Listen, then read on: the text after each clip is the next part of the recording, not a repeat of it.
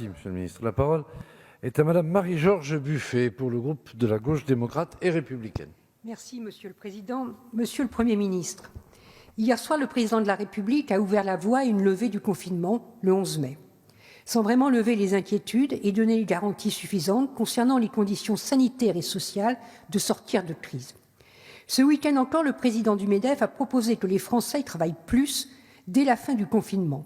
Ces propos indignes ne sont pas à la hauteur, vous en conviendrez, de l'épisode que connaît notre pays et témoignent de l'état d'esprit de certains, prêts à faire payer aux salariés les conséquences économiques de cette crise sans précédent.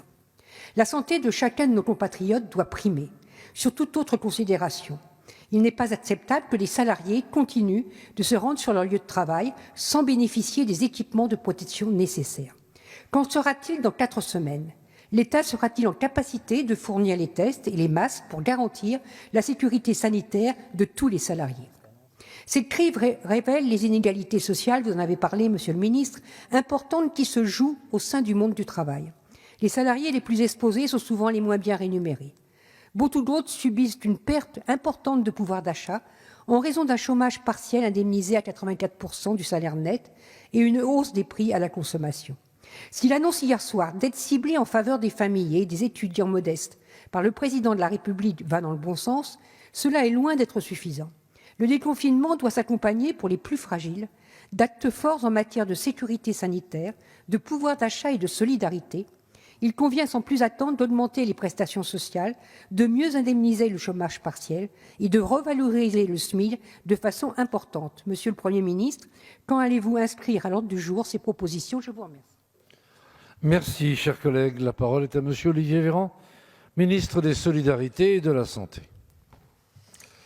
Madame la députée Marie-Georges Buffet, d'abord, merci d'avoir souligné vous-même l'annonce par le chef de l'État hier qu'il y aurait une prime accordée aux personnes qui vivent en situation de précarité, aux familles, aux étudiants qui rencontrent des situations sociales extrêmement difficiles. Une prime dont les contours seront annoncés prochainement et qui vient enrichir l'ensemble des dispositifs déjà pris par ce gouvernement sans attendre, de manière à protéger les plus fragiles. Je pourrais vous en faire la liste, elle serait très longue.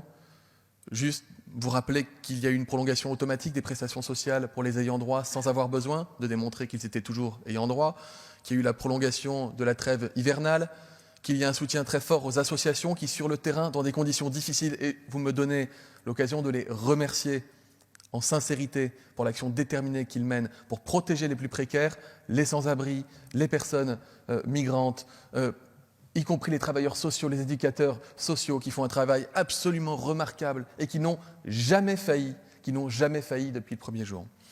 Madame Marie-Georges Buffet, depuis le premier jour de cette épidémie, de cette pandémie, c'est la santé, et c'est la seule santé qui a été la boussole du gouvernement dans toutes les décisions qui ont été prises. C'est la santé. Et c'est à nouveau la santé qui a été l'indicateur, le critère majeur sur lequel s'est fondé le discours du président de la République hier, à l'heure d'aborder le futur déconfinement. Il a parlé de la saturation des réanimations, il a parlé des surcharges hospitalières, il a parlé de la nécessité absolue que nous restions confinés dans les meilleures conditions possibles pendant encore plusieurs semaines pour permettre à nos soignants de récupérer de la force, de l'énergie, des médicaments, des lits, des masques, des matériels de protection. Et enfin, Madame Buffet, c'est important les tests et les masques, c'est important. Mais n'allons pas croire que ce soit l'alpha et l'oméga de la politique sanitaire de prévention ou d'intervention en période d'épidémie dans notre pays. C'est bien plus que ça et c'est notamment l'exploit remarquable qu'ont réalisé nos hôpitaux pour se transformer, se transcender et permettre de sauver des milliers de vies dans notre pays. Merci.